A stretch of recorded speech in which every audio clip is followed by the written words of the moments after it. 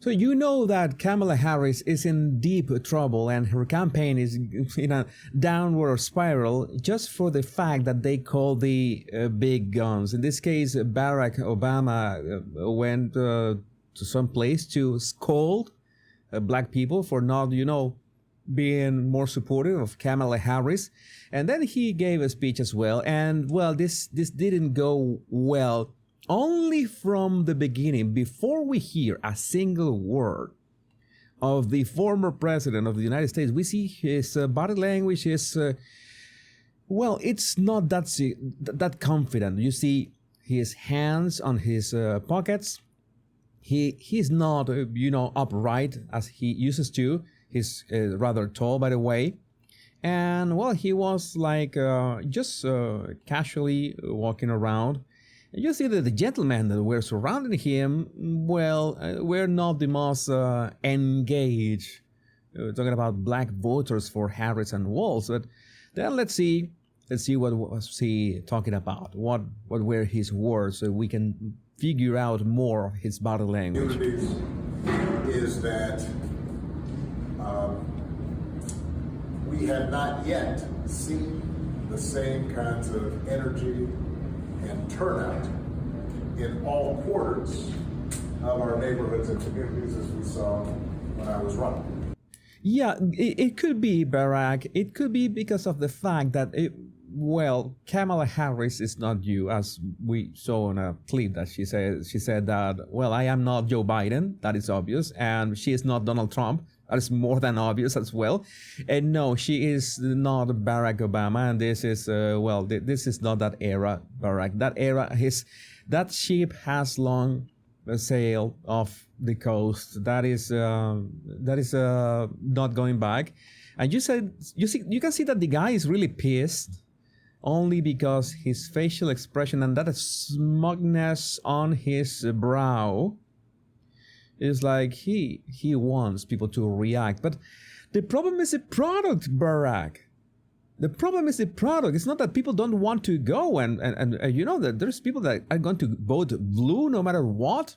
But the energy, that is a different thing. The energy is put by the product, the candidate, Kamala in this case. If Kamala cannot have that spark of energy, then it's a bit of artificial what you're asking of black voters in this case.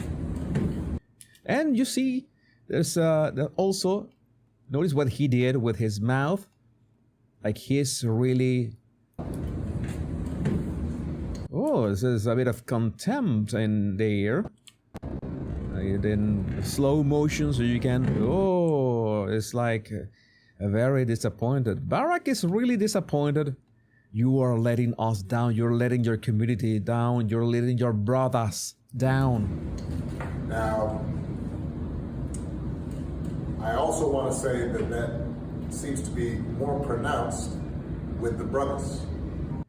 Yeah, maybe because the brothers are absolutely not in sync with Kamala. But, there's an ad out there of guys or dudes for Harris. I'm going to analyze that on another video.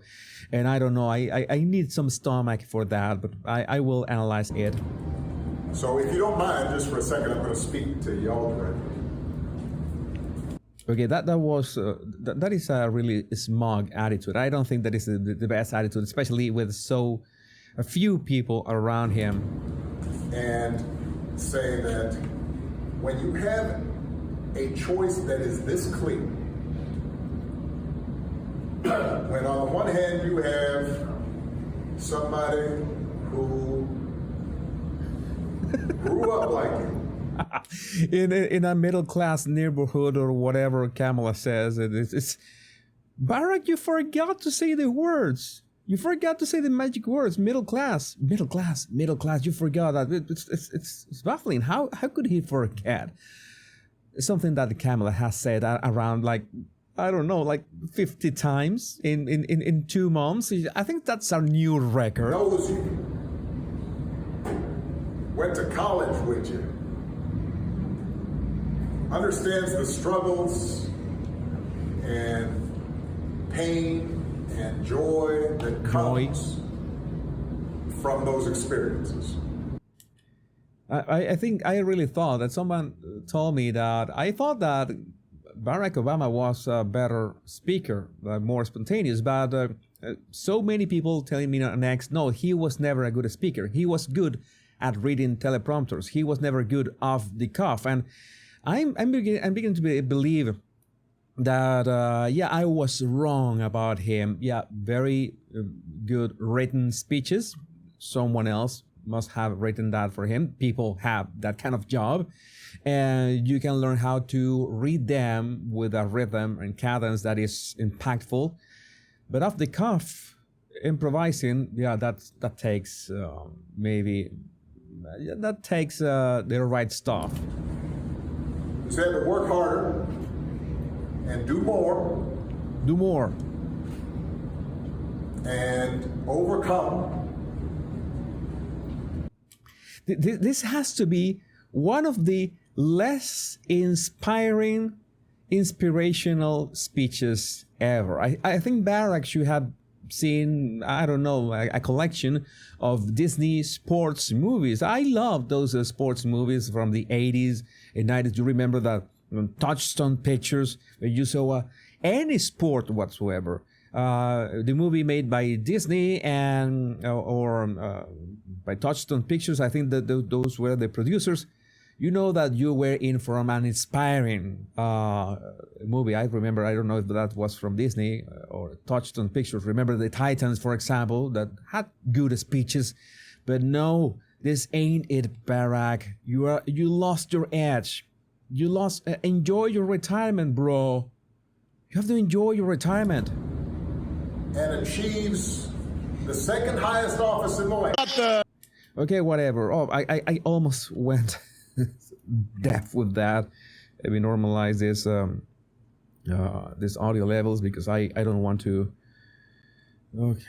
get deaf with this. And this is Barack giving a speech which was not good at all. And yes, this must be the reason. He must not have a teleprompter here. He's just ad-libbing this, and it's, well, not good at all.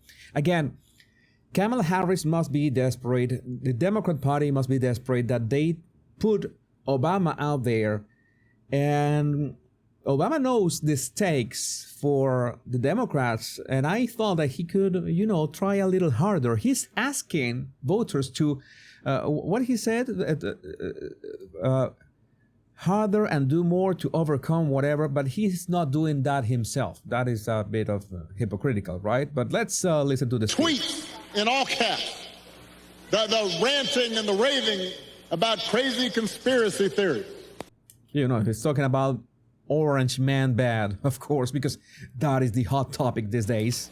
Yeah, the 2-hour speeches, word salad, just, it's like...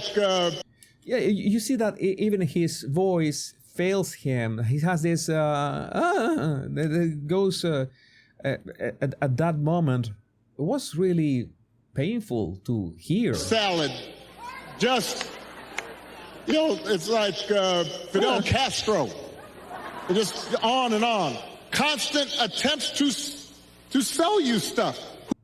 I don't know. I would like to know how Kamala or her father would feel if someone compared, being Marxists, of course, that's what I mean, comparing Donald Trump to Fidel Castro. That would be hurtful for them. Maybe that was not the best comparison, Barack.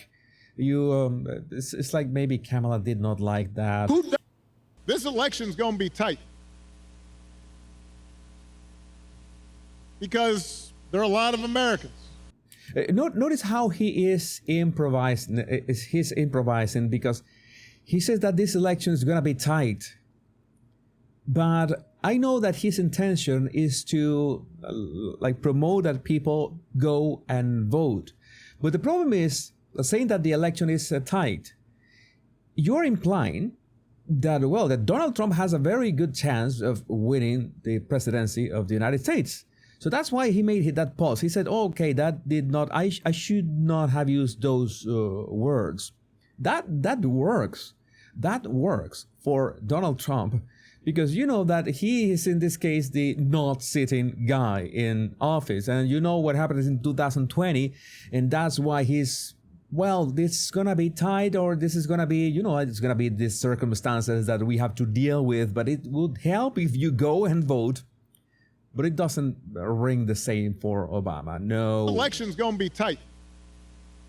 And you see that this election is gonna be tight, and he looked to his side. He's got an audience at that side, but he pressed his lips and then did this with his lower lip over the upper lip. Just an emotional reaction. I don't think he liked the way that he heard himself, what he said. Continue here. Obama tries to revive the joy. Because there are a lot of Americans who are still struggling out there. So I get what does it have to do? Notice that he started saying this election is going to be tight, and I really thought that he was going to say, because there are so many Americans that have been misdirected or misled or fooled by Donald Trump. I thought that he was going to say something like that. That would make sense. But instead, he says the words, because there are a lot of Americans who are still struggling out there.